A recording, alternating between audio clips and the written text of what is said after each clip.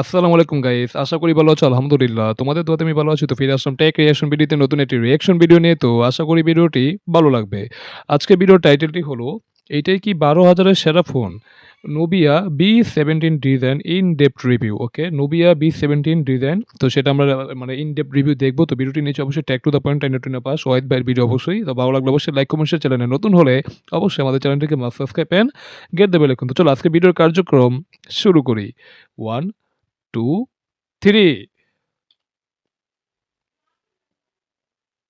Hello ভাই ব্রাদার্সরা, কেমন আছেন আপনারা সবাই? ঈদ তো চলে আসলো আরো একটা, এবং এই সময় অনেকে ফোন কেনেন এবং এখন কিন্তু ভাই কেউ কনফিউশন হয় না। কারণ এটা কিন্তু মানে ২১শে মে সম্ভবত এরকম একটা মানে আরো ১ বছর আগে মানে অলমোস্ট ১ বছর আগে একটা ভিডিও, ঠিক আছে?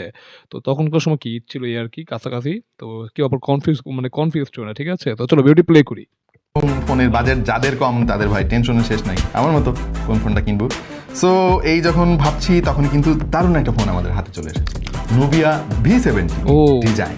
মাত্র ১২,০০০ টাকা দামের এই ফোনের ডিজাইনটা কিন্তু সেই সুন্দর। আসলে স্পেশালি এই Nubia B17 এটার ডিজাইনটা দেখো ভাই, মানে কমলা কালারটা ভাই এক কথায় অসাধারণ ভাই। আর ক্যামেরা শেপটা অবশ্যই আইফোনের ডিজাইন বা iPhone 16 বা 15 এর ডিজাইন বলা যায়। আর কালারটা ভাই সেই কমলা কালার, তো ডিজাইনটা বেশ ফুটছে। আমার কাছে বেশ ভালো লাগছে এই আরকি। তো দেখে মনে হচ্ছে না যে এটা একটা ১২,০০০ টাকার ফোন, মানে একটা প্রিমিয়াম মিড রেঞ্জের ফোন মনে হচ্ছে এই আরকি। তো চলো ভিডিওটি প্লে করি। অরেঞ্জ কালারটা সঙ্গে রয়েছে ৮ জিবি র্যাম আর okay. Display refresh rate ১২০ hertz. শেষ ডিসপ্লেটা বা একটু মানে চিন বেজাল মোটা দেখলাম। কারণ ১২,০০০ এটা ঠিকঠাক, এটা কনসিডার করা যায়। বাট ওভারঅল ডিজাইনটা কিন্তু ভাই বেশ সুন্দর। তো চলো ভিডিওটি প্লে করি। সঙ্গে পেয়ে যাবেন ২২.৫ ওয়াটের ফাস্ট চার্জিং সাপোর্ট ওয়াও! এবং ৫০ মেগাপিক্সেলের মেইন সেন্সরের সঙ্গে ওকে। ১৬ মেগাপিক্সেলের সেলফি শুটার। আচ্ছা, সো মাত্র আচ্ছা। ১২,০০০ টাকা দামের ফোনে এত কিছু শুনে বুঝতে তো পারছেন যে এই ফোনটা বেশ ভালো একটা অপশন এই বাজেট সেগমেন্টে। অবশ্য আমরা এখানে তো ক্ষান্ত হব না, আমরা আসলে আরেকটু গভীরে প্রবেশ করব এবং বোঝার চেষ্টা করব যে ১২,০০০ টাকার ফোনে আসলে কোথায় কোথায় ঝামেলাটা আছে। ওকে। দেখছেন আপনাদের ভালোবাসার channel take to the point, সঙ্গে আমি ওয়াহিদ রয়েছি এবং আজকে আমরা আলাপ করব Nubia V70 ডিজাইন নিয়ে। অলরাইট, Nubia সম্পর্কে আপনারা তো অনেকেই অবগত আছেন ভাই। সারা বিশ্বে গেমিং ফোন রিলিজ করে তো তারা আসলে তোলপাড় সৃষ্টি করে ফেলেছে এবং আমরা হ্যাঁ, অধীর অবশ্যই। আগ্রহে বসে মানে থাকি। Nubia কিন্তু অনেকগুলা গেমিং ফোন তারা করেছে, গেমিং ফোন বের করেছে। সেটা কিন্তু আমরা অবশ্যই রিভিউ করেছি। তোমরা চাইলে অবশ্যই চেক আউট করতে পারো।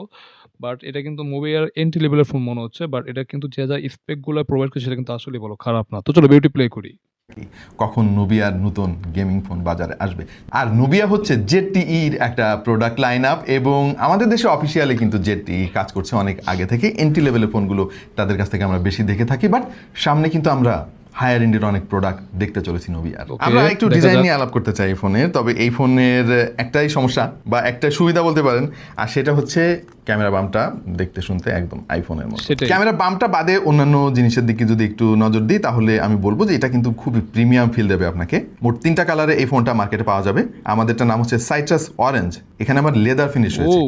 জেড গ্রিন কালারটাতেও আপনি লেদার ফিনিশ পাবেন। আচ্ছা, আরও আচ্ছা। রয়েছে স্টোন গ্রে, এই কালারটিতে আবার অ্যাকচুয়াল গ্লাস ব্যবহার করা হয়েছে পেছনে। আচ্ছা, আচ্ছা। বিল কোয়ালিটি যথেষ্ট স্টাডি মনে হয়েছে আমার কাছে এবং এই ফোনটা কিন্তু বেশ চওড়া, মানে অনেক ফোন থাকে লম্বাটে ধরনের।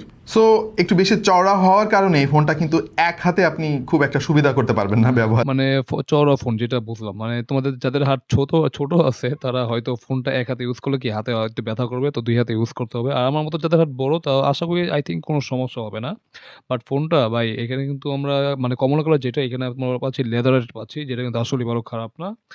আর কালারগুলো বেশ সুন্দর, বাট এটা সবচেয়ে বেশি ফুটছে। মানে এটাই সবচেয়ে বেশি সুন্দর লাগছে আমার কাছে। তো চলো ভিডিওটি প্লে করি। সময় ফিঙ্গারপ্রিন্ট সেন্সরটা তারা মার্চ করেছে পাওয়ার বাটনের সঙ্গে এবং এখানে কন্ট্রাস্ট Side একটা button কালার তারা fingerprint। ব্যবহার করেছে, দেখতে বেশ ভালোই লাগে। হ্যাঁ। ভলিউম রকারের পজিশন ঠিকঠাক জায়গায় রয়েছে। একটা সেকেন্ডারি নয়েজ ক্যান্সেলিং মাইকও তারা দিয়েছে, যেটা এই Okay। বাজেটে একটা সারপ্রাইজ। এবং মেমোরি কার্ডের জন্য ডেডিকেটেড সিম স্লটও পেয়ে যাবেন এখানে। 2টা সিম ব্যবহার করার পরেও একটা আপনি micro memory card accessory, use হ্যাঁ, করতে পারবেন। সেটাই। হ্যাঁ, বেজেলের একটু আধিক্য আছে। বেদরটা ভাই আসলেই মানে অনেক বড় বেদর দেখো। মানে লোয়ার বেদরটা সবচেয়ে বেশি মজা আর মানে মোটা। আর ৩ দিকে যে চিন বেদল ওগুলা, হ্যাঁ, লোয়ার বেদলটা সবচেয়ে বেশি মোটা লাগছে। আর আপার বেদলটা যদি বা আপার চিনটা বলি তো সেটা একটু লোয়ার বেদলটা একটু চিকন।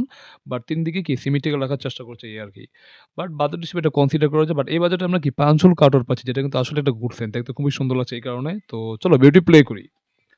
আসলে দাম বিবেচনায় এইটার খুব বেশি সমালোচনা আমি করতে পারছি না। তারা চেষ্টা করেছে যতটা মিনিমালিস্টিক বেজেল দেওয়া যায়। সেটাই। ফোনটা আমার কাছে দাম বিবেচনায় যথেষ্ট স্লিম মনে হয়েছে এবং এটার ওজনও কিন্তু 200 গ্রামের কম। So Seriously? 12,000 টাকা বা এই কাছাকাছি বাজেটের যে ফোনগুলো মার্কেটে অ্যাভেলেবেল আছে সেখানে কিন্তু ZTE Nubia V70 ডিজাইন, লম্বা নাম ভাই, হ্যাঁ, এই ফোনটা কিন্তু বেশ ভালো একটা অবস্থানে থাকবে considering the build The quality. Nubia Z70 Ultra, What? which is likely the model you're আরে কিলো যেটা বলছিলাম ভাই, এআই বুঝেন না এখন ওহো, সবকিছুতে তো আচ্ছা, এআই আচ্ছা। ঢুকে গেছে আর কি। কই যে চাপ লেগে এআই কথা বলা শুরু করে দিছে কে জানে। যেটা বলছিলাম যে এই ফোনটা বেশ ভালো একটা অবস্থানে থাকবে। 6.7 ইঞ্চির একটা আইপিএস প্যানেল Wow, তারা এখানে ব্যবহার বেশ করেছে, ভালো। যেখানে আবার রিফ্রেশ রেট রয়েছে 120 হার্জের, তবে রেজুলেশন ভাই এইচডি প্লাস। সো আমি সবসময় যেটা বলি, এইচডি প্লাসের রেজুলেশনের কারণে কি 120 হাজার যে রিফ্রেশ রেট এটা ঠিকঠাকভাবে সাপোর্ট করবে না। তোমরা 60 হাজার থেকে একটু বেশি পুশ করবে, হয়তো 90 হাজার কাছাকাছি যাবে। বাট এইচডি প্লাস না দিয়ে যদি এখানে ফুল এইচডি দিত তাহলে 120 হাজার রিফ্রেশ রেট মানে পুরোপুরি কাজ করতো। বাট এইচডি প্লাস দিয়েছে বাজেট হিসেবে এটা কনসিডার করেছে। বাট এখানে কিন্তু আমরা আইপিএস ডিসপ্লে পাচ্ছি। আর এই বাজেটে অনেক ফোনে কি আমরা টিএফটি এরকম ডিসপ্লে পাই। বাট আইপিএস ডিসপ্লে অ্যামোলেডের পর যদি মানে সবচেয়ে বেশি ভালো ডিসপ্লে সেটা হলো আইপিএস। আইপিএসটা মোটামুটি আমার কাছে ভালো লাগে, খারাপ না। তো মানে বাজেট হিসেবে ডিসপ্লেটা ঠিকঠাক আছে, বেশ কালারফুল। বাট ফুল এইচডি হলে আরেকটু বেশি ভালো হতো এই আর কি। তো চলো বিউটি প্লে করি। এইচডি প্লাস রেজুলেশনে হায়ার রিফ্রেশ রেট দিয়ে খুব বেশি যে লাভ হয় সেটা না, বাট সেটাই। ওভারঅল 60 হার্জের থেকে একটু বেটার ফিল আপনি পাবেন। হ্যাঁ, ডিসপ্লের সেটাই। কোয়ালিটি খুব একটা খারাপ বলা যাচ্ছে না, বাজেট বিবেচনায় এটা ঠিকঠাকই আছে। ইনডোর কন্ডিশনে আপনার কোনো অসুবিধা হবে না, বাট ডিরেক্ট সানলাইটে যখন ফোনটা চালাতে যাবেন ভাই একটু স্ট্রাগল আপনাকে করতে হবে। So Okay. ওভারঅল এই ডিসপ্লেটা ঠিকঠাক মনে হলো। ইউনি এসওসির T606 ভাই, ও। এই চিপসেটটা মনে হয় বাংলাদেশের এন্ট্রি লেভেলের ফোনের একটা জাতীয় চিপসেট। এই ফোনেও ওই একই চিপসেট ব্যবহার করা হয়েছে এবং অ্যান্ড্রয়েড 14 পেয়ে যাবেন এই ফোনে, এবং সেই সঙ্গে চিপসেটটা যদি তোমার মিডিয়াটেকের G81 বা G92 বা G100 বা G200 এরকম যদি একটা চিপসেট দিয়ে আসতো না তাহলে ফোনটা ভাই বেশ দারুণ হতো। এন্ট্রি লেভেল ওটাও এন্ট্রি লেভেল চিপসেট, বাট ওটার তুলনায় কি এটা বেশি ভালো। ইউনিএসএস চিপসেটটা না আমার কাছে একটু বেশি ভালো লাগে না এই আর কি। বাট G81 দিলে কি মানে একটু বেশি স্টেবল হতো বা পারফরমেন্স। আমার কিন্তু ওই চিপসেট দেখি 22,000 টাকার ফোনও কি দিয়ে পেয়েছি, 22-25 হাজার মানে 20-25 হাজার টাকার ফোনে কি ওই চিপসেট দিয়ে আসছে। বাট ওই হিসেবে কিন্তু এটা ঠিকঠাক আছে। ওই হিসেবে কি G81 ওটা দিলে আসলে ভালো হতো আর কি। বাট ইউনিএসএস যেটা দিয়েছে এটা মোটামুটি আর কি। তো যদিও এটা এন্ট্রি লেভেল একটা চিপসেট, বাট তারপরও তোমরা অবশ্যই মানে দেখে শুনে কিনবে এই আর কি। তো চলো বিউটি প্লে করি। রয়েছে মাই ওএস 14, এটা হচ্ছে Okay. নুবিয়ার নিজস্ব একটা ইউআই। Okay. পারফরমেন্স স্যাটিসফ্যাক্টরি ভাই, মানে খুব বেশি কমপ্লেনের জায়গা নাই। আর ফোনটা যেহেতু নতুন একটু ভালো পারফর্ম তো করবেই, মোটামুটি সময়ের সঙ্গে benchmark সঙ্গে করে আর অবশ্যই কি। পারফরমেন্সটা একটু ড্রপ করবে। তবে হ্যাঁ, র্যাম যেহেতু 8GB, সেই সুফলটা আপনি কিছুটা হলেও এখানে পাবেন। Wow. মাল্টিটাস্কিং বেশ ভালোই করা যাচ্ছিল। আমরা এই বাজেটের মধ্যে 8GB র্যাম পাচ্ছি। মানে আমি কিন্তু কালকে এবং পরশুদিন কিন্তু একটা কি মানে এন্ট্রি লেভেলের বাজেটের একটা ফোন মানে কি বলে তোমার রিভিউ করেছি, মানে রিঅ্যাকশন করেছি। সেখানে আমরা একটা পেয়েছি 4GB আর এটা হলো কি 6GB এরকম। এর থেকে বেশি কি এই বাজেটের মধ্যে র্যাম পাওয়া যায় না। বাট এখানে আমরা 8GB র্যাম পাচ্ছি, যেটা কিন্তু আসলে একটা গুড সাইন। তো র্যামের কারণে কি তুমি একটু মাল্টিটাস্কিং হালকা পাতলা করতে পারবে, টুকিটাকি মানে কাজ করতে পারবে, যেটা কিন্তু আসলেই গুড সাইন। তো চলো বিউটি প্লে করি।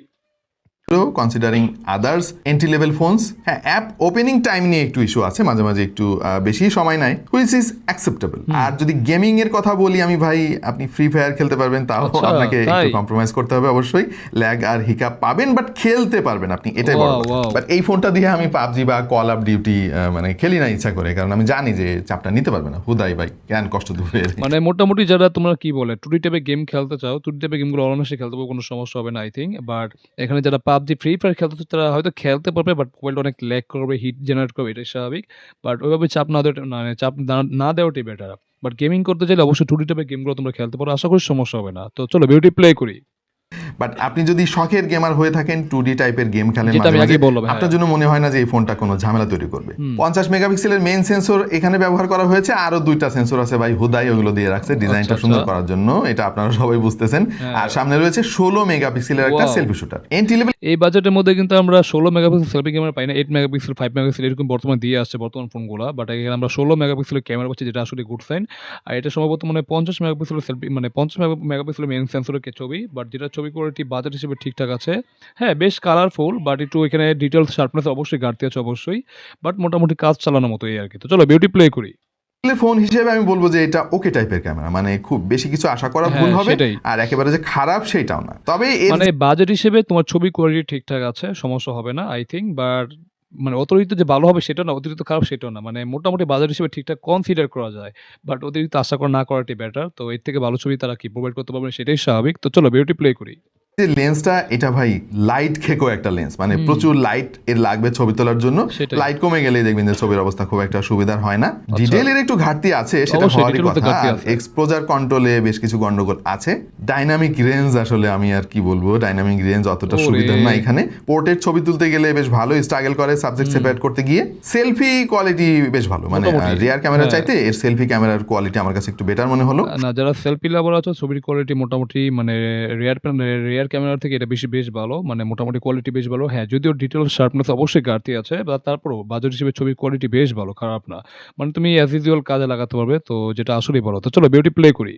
16 মেগাপিক্সেল আসলে তার কথা রেখেছে, যথেষ্ট ডিটেল বেশ পাওয়া ভালো। যাবে ছবিতে। তবে হ্যাঁ, ছবিগুলোকে একটু স্যাচুরেটেড করে ফেলার প্রবণতা খেয়াল করা যায়। পোস্ট প্রসেসিং এ একটু শার্পনেস বাড়াতে গিয়ে প্রচুর নয়েজ ক্রিয়েট করে ফেলে, এই কমন সমস্যাটা আছে। আর ভিডিও করা যাবে সর্বোচ্চ 30 fps এ 1080p রেজোলিউশনে। এটাই স্বাভাবিক, অস্বাভাবিক স্টেবিলাইজেশন কিছু না। ভাই খুব একটা ভালো না। তবে হ্যাঁ, ভিডিও কোয়ালিটি বেশ খারাপ, মানে মানে এখানে বেশ মানে স্টেবিলাইজেশন কি মানে নাই বললেই চলে, একদম অনেক নড়াচড়া কাঁপাচাপি দেখতে পেলাম। আর ভিডিও কোয়ালিটি বেশ ভালো হবে না, এটাই স্বাভাবিক, অস্বাভাবিক কিছু না। বাট বাজেট হিসেবে এটা ঠিকঠাক কনসিডার করার মতোই আর কি।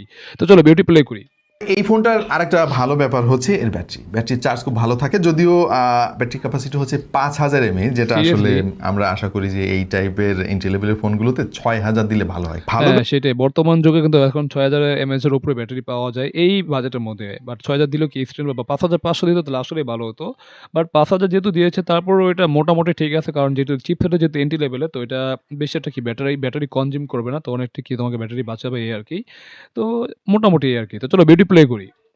ব্যাপার হচ্ছে বক্সের মধ্যে আপনি 22.5 ওয়াটের একটা চার্জার ওয়াও! পেয়ে যাবেন, যেটা তাই? 12,000 টাকা দামের ফোনে কিন্তু মানে খুবই রেয়ার। হ্যাঁ ভাই, হ্যাঁ। কারণ মানে আমরা এই বাজেটে 10 ওয়াট, 15 ওয়াট, 18 ওয়াট পাই। বাট আমরা 22.5 ওয়াটের কি একটা চার্জার পাচ্ছি। এটা কিন্তু আসলে একটা ইমপ্রেসিভ ব্যাপার। ওয়াও! Nubia আসলে একটা ভালো কাজ করছে। তো চলো বিউটি প্লে করি। ম্যাক্সিমাম দেখা যায় 10 ওয়াটের চার্জার দেয়, এবং যারা একটু ভালো দেওয়ার চেষ্টা করে তারা 18 ওয়াট দেয়। হ্যাঁ, 22.5 সেটাই তো ওয়াট বললাম। এই প্রথম আমরা দেখলাম। একদিনের ব্যাকআপ আপনি পাবেন যদি Okay. মডারেট ইউজার আপনি হন। হেভি ইউজার হলে দিন শেষে একবার চার্জ দিতে হবে। আর যদি ফোন নিয়ে বেশি ঘাটাঘাটি করার অভ্যাস না থাকে তাহলে আপনি 1.5 দিন পর্যন্ত ব্যাকআপ পেয়ে যাবেন। Okay. লাউড স্পিকার কোয়ালিটি খুব একটা সুবিধা না ভাই, এইটা আসলে এন্ট্রি লেভেলের ফোনে যেরকমই হয় এটাও সেরকম। ডিটেল নাই, বেজ আপনি পাবেন না, কোনো রকমের কাজ চলবে। তবে হ্যাঁ, ফ্ল্যাশ লাইটের ব্রাইটনেস আবার যথেষ্ট ভালো। আর Okay. এই ফোনের যে ভাইব্রেশন মোটর, ওইটা আসলে মানে দেওয়ার দরকার দিছে আর কি, খুব একটা সুবিধার না। এতে 3.5 মিলিমিটার হেডফোনের আউটপুটও রয়েছে। ওয়ার্ড হেডফোন ব্যবহার করা নিয়ে কোনো প্যারা নাই। তবে আমরা ওয়্যারলেস হেডফোন নিয়ে বেশ কিছু ট্রায়াল দিয়েছি, যেমন QCY ST15, সাউন্ডপিটস T3 Pro ইত্যাদি পপুলার TWS গুলো দিয়ে ট্রাই করে দেখেছি, এবং আমাদের কাছে ঠিকঠাকই মনে হলো। সো ফাইনালি এই ফোন সম্পর্কে আমার ভার্ডিক্ট কি? 12,000 টাকা বাজেট হিসেবে আমার কাছে বেশ ভালো অপশন মনে হয়েছে এই ফোনটা। জাস্ট চিপসেটটা যদি UniSoC না দিয়ে মিডিয়াটেকের এমন একটা চিপসেট দিত যেটা LPDDR4X র্যামের ফুল স্পিডটা সাপোর্ট করে, তাহলে আরো বেটার পারফরমেন্স পাওয়া হ্যাঁ, যেত। সেটাই, সেটাই। ওভারঅল এন্ট্রি লেভেলের ফোন হিসেবে এটাকে খারাপ বলার কোনো সুযোগ নাই। যারা সেকেন্ডারি ফোন হিসেবে ইউজ করতে চান এবং স্টার্ডি একটা ফোন চান যে অনেক সময় ধরে চলবে, বা আমাদের সিনিয়র সিটিজেনদের জন্য অনেকে ফোন খোঁজেন যে অল্প বাজেটের মধ্যে ভালো পারফর্ম করে, এরকম একটা ফোন দরকার, খুব বেশি প্রেশার তারা দিবে না, তাদের জন্য আমার মনে হয় এটা বেশ ভালো একটা হ্যাঁ, ফোন তার সাথে হতে আমি পারে। অবশ্যই আপনার একমত। কাছে কেমন লাগলো Nubia V70 ডিজাইন? জানাতে পারেন কমেন্ট সেকশনে।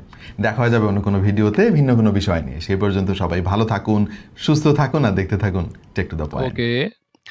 তো যাই হোক গাইস, আমরা এখানে ভিডিওটি শেষ করে দিলাম। তো Nubia B17, ঠিক আছে? ডিজাইনটা এক কথা ভাই অসাধারণ ইমপ্রেসিভ একটা ডিজাইন। কালার কোয়ালিটি বেশ সুন্দর, কমলা কালার, বিশেষ করে কমলা কালার যেটা, এটা বেশ ফুটছে বা বেশ ভালো।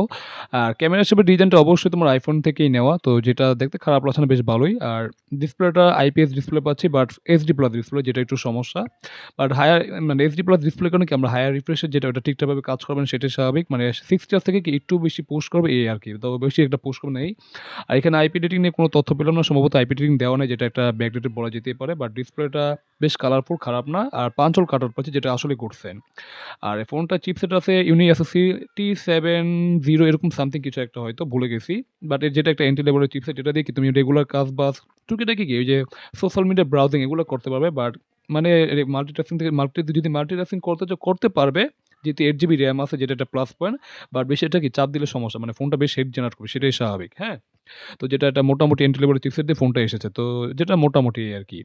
আর ক্যামেরা আমরা পাচ্ছি 3টা ক্যামেরার মধ্যে 2টা কি কোনো কাজের সেন্সর না, আর একটা 50 মেগাপিক্সেলের মানে ক্যামেরা পাচ্ছি, মেইন ক্যামেরা যেটা, ওটাতে ছবির কোয়ালিটি, লাইটিং কন্ডিশনে ঠিকঠাক আছে, বাট ডিটেইলস শার্পনেস অনেক ঘাটতি।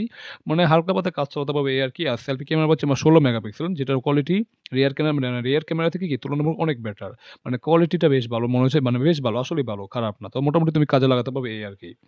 আর এরপর যদি বলি ব্যাটারি পাচ্ছে 5000 এমএএইচ ব্যাটারি, যেটা যদি তুমি মডারেট ইউজ করো তাহলে 1 দিনের মতো ব্যাকআপ পাবে। আর যদি বেশি একটা ইউজ না করো, যদি স্ক্রলিং করো, তাহলে 1 থেকে 1.5 দিনের মতো ব্যাকআপ পাবে, যেটা কিন্তু ভালো, খারাপ না। বাট চার্জারটা পাচ্ছি আমরা 22.5 ওয়াট, যেটা কিন্তু আসলে একটা গুড ফ্যান, হ্যাঁ? তো চার্জারটা বড় পাচ্ছি, তো মোটামুটি ভালোই, খারাপ না। তো ব্যাটারি কম্বোটাও ঠিকঠাক আছে বাজেট হিসেবে, তো এটা মানে বাজেট হিসেবে ঠিকঠাকই আছে, খারাপ না। তো এই ছিল আমার ফোনের ভার্ডিক্ট। তো তোমাদের কাছে ভিডিওটি কেমন হলো তোমরা অবশ্যই কমেন্ট করতে পারো। তো ভালো লাগলে অবশ্যই লাইক, কমেন্ট, শেয়ার। চ্যানেলে নতুন হলে অবশ্যই আমাদের চ্যানেলটিকে must subscribe and get the bell icon. তো দেখা হবে নতুন কোনো রিঅ্যাকশন ভিডিওতে। সে পর্যন্ত তোমরা ভালো থাকো। আল্লাহ হাফেজ।